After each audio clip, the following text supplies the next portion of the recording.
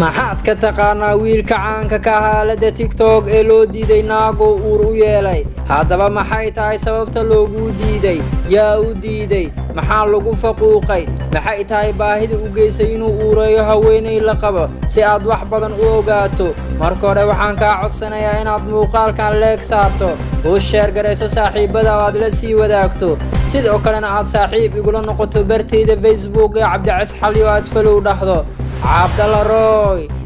Sheekh haddana ah shaydaan uureeyo dumarka la qabo wiilkani waxa uu ku soo galay aalada social media gaar ahaan aalada TikTok inuu bulshada wax fahamsiiyo una faa'iideeyo qiimaha xijaabku uu leeyahay dumarka Soomaaliyeed balse hadda wuxuu ku bedelay inuu iska soo duubo heeso anshixiyan aan wanaagsaneyn soona qaadan fanaaniin caan ah wiilkani kuma siman inuu hay soo duubo waxa uu bilaabay inuu dumarka Soomaaliyeed oo la qabo ahna marwooyin inuu uur u yeelo haddaba wiilkani waxa uu hadda qirtay inuu uureeyo haweeney la qabo wiilkani wuxuu taageero xoogan ka helaa dumarka Soomaaliyeed oo diidan in uu xumaan sameeyay balse Cabdalla Roy ayaa diiday gibi ahaanba in uu uur u yeelay haweeneydani iyada oo la qabo waxa uu sheegay in meher xalaal uu dhaxmaray balse waxa arintaasi diiday wiilkii guursaday oo ku sirmay gabadhaani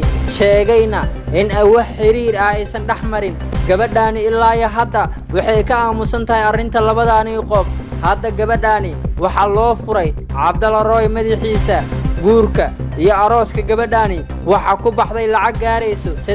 $13,000 haddaba lacagtaasi ma magi doona Cabdalla Roy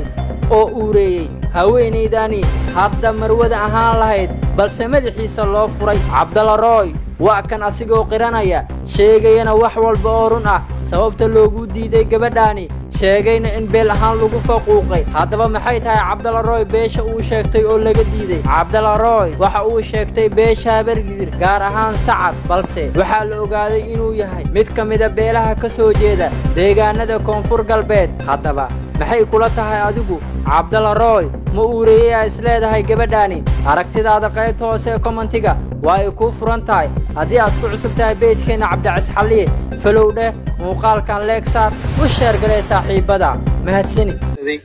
anoo mar badan isku day inaan guursado oo yani familkeeda xageed iyo ogolaan weeyaan waa imaaday Hargeysa waa first day ayadoo period ka qabaysatay markaas sana xilliga caadadeeda ay ahayd ka qabaysatay maal labada ismarsanay gabadhaas almost 15 days kaas ay joogay waa isla joognay ma garanaysaa hotelka ugu imaanaysay adina waa ogeedo waa ka dhareegsaneed hay kale waxaan ogey saaxiib ma jirin waa ka warqabtay gabadhaas inay damaan qabi markaa walaalo